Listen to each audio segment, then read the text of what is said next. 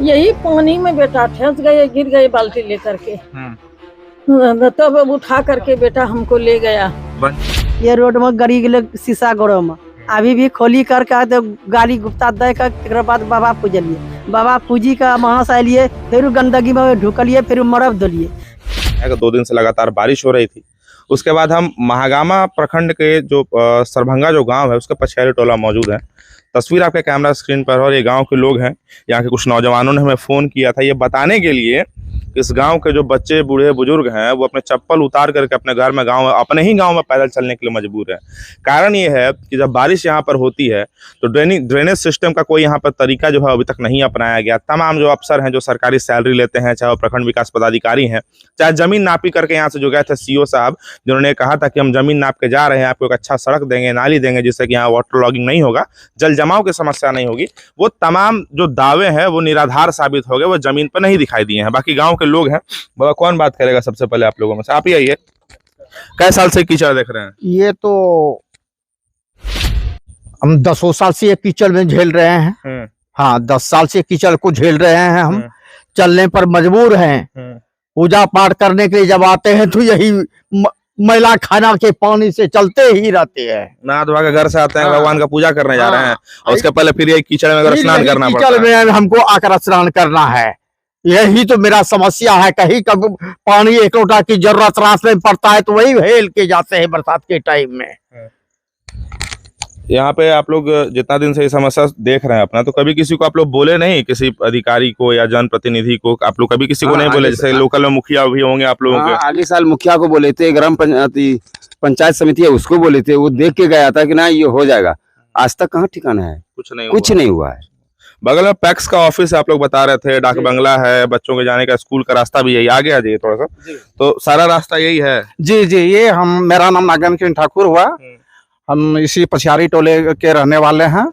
इस रास्ते से जो अभी ये स्थिति चल रही है दलदली और पानी वाला, इससे डेली आवागमन लगभग 200 आदमी का होता है, और बच्चे बूढ़े जो किसी तरह जवान तो निकल चल जाते हैं, लेकिन बुजुर्ग और बच्चे कई एक आदमी गिर पड़ जाते हैं, किसी का ठेना ये होता है, और जा करके ये गंदगी से हम लोगों को ये मलेरिया डेंगू से हम लोगों को परेशानी होना पड़ रहा है।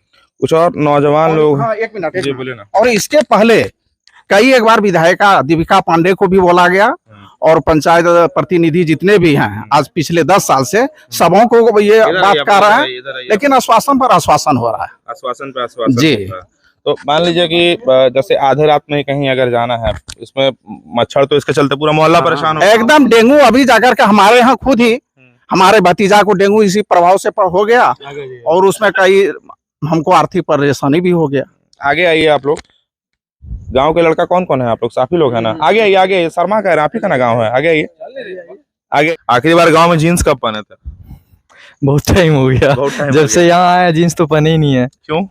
कारण यही कीचड़ है। हाँ, देखिए कि हम शायद इस मोहल्ले में अभी पहली बार आए हैं दिखाने के लिए आपको, और हम भी जब यहाँ घुस रहे थे तो हमको भी अपना जो जीन्स है उसको मोड़ करके समेट करके ऊपर कर लेना पड़ा।